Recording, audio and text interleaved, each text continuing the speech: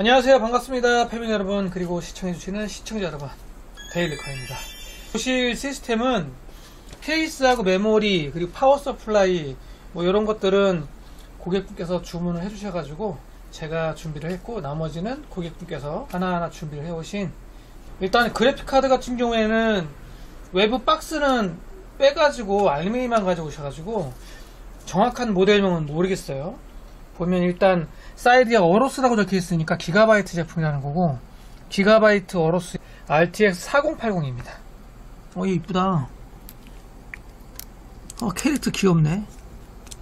RTX 4080 그래픽카드를 요즘에 또 고객분들께서 가지고 오시는 것 같아요.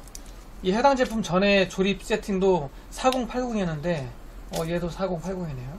그래픽카드 RTX 4080 같은 경우에 타임스파이 스트림 그래픽스 코어는 14,000 정도 나왔고요. 파스 같은 경우에는 68,000 정도 나왔던 걸로 기억을 합니다. 해당 시스템은 i7 13700K F CPU를 장착을 했고요. 그리고 작업한 케이스는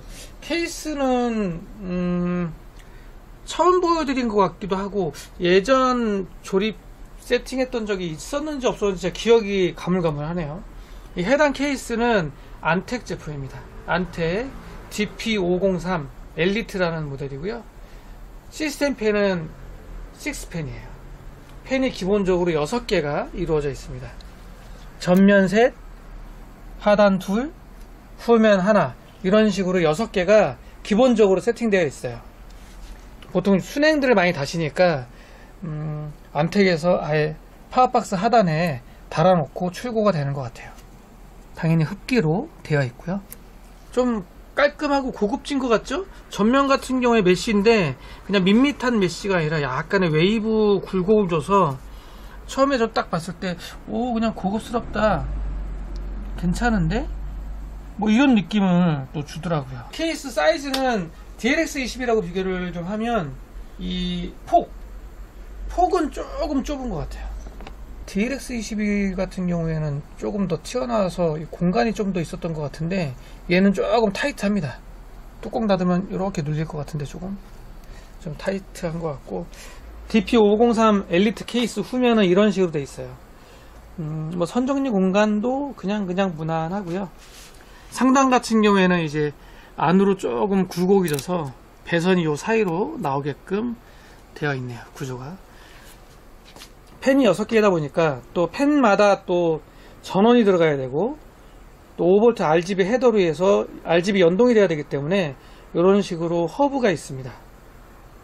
그러니까 선들이 많아요. 이쪽으로 6가닥, 이쪽으로 6가닥, 총 12가닥이 있어야 되니까 선들이 조금 많습니다. 처음에 딱 봤을 때 어이구 선들 받아 이거, 뭐 이런 생각도 들기는 했어요. 그리고 고객분께서 요청하신 파워가 델타 파워예요. 델타 GPS 1000W짜리 GPS 1002B라는 모델인데 좀 길어요. 살짝 길어서 하드베이를 앞쪽으로 조금 이동시켰습니다. 약간 이동이 가능합니다. 여기 보이시죠? 요 칸이었는데 옆에 한 칸 더 앞쪽으로 조금 더 뺐어요. 후면은 이런 식으로 되어 있다. 그리고 안텍 DP503 이 케이스 보니까 그래픽카드, 기본적인 그래픽카드 지지대가 있어요.